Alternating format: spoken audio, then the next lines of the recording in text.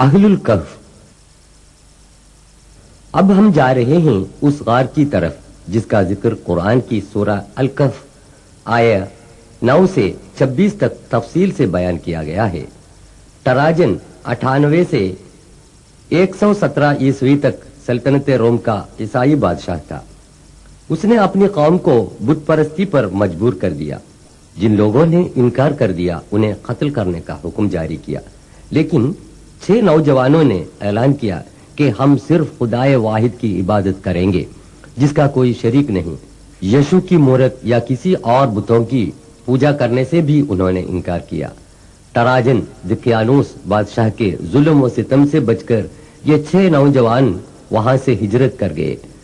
راستے میں ایک نوجوان چرواہے نے اسلام قبول کر کے ان لوگوں میں شامل ہو گیا۔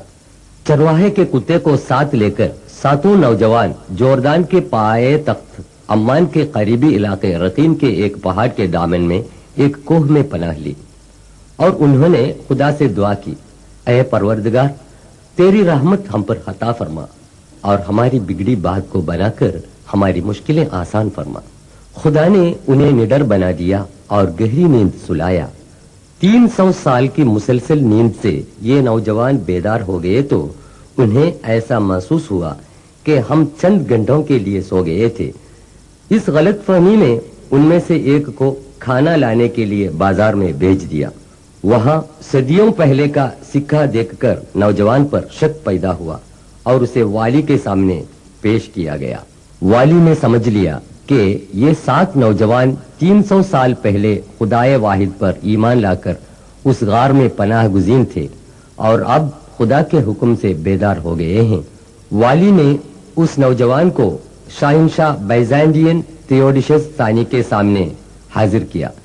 تھیوڈیشس کا زمانہ حکومت 408 سے 450 عیسوی تک تھا۔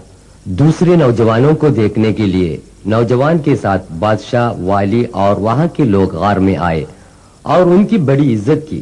اس قدرت الہی پر سب لوگ اچنبھے میں پڑ گئے۔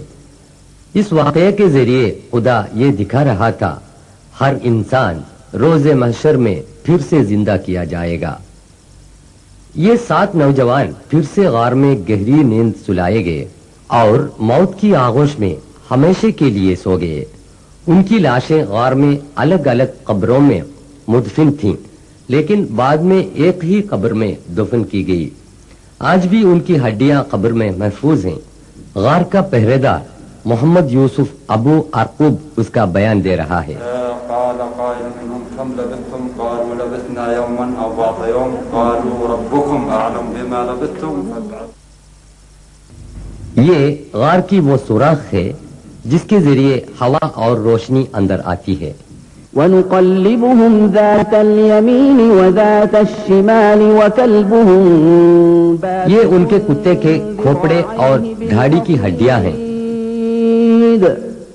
لو اطلعت عليهم لوليت منهم فرارا ولملئت۔ غار کے اوپر جو ستون ہیں وہ اہل غار کی عزت میں روم کی قوم کی بنائی گئی مسجد کے کھنڈر ہیں۔ بازو میں نظر آنے والے یہ پتھر خلیفہ بنی امیہ عبد الملک کی بنائی گئی یادگار کے آثار ہیں۔ مشہور محقق رفیق وفا الدیجانی کی رہنمائی میں سب سے آخر میں 1963 عیسوی میں غار کی منہ سے مٹی ہٹا دی گئی۔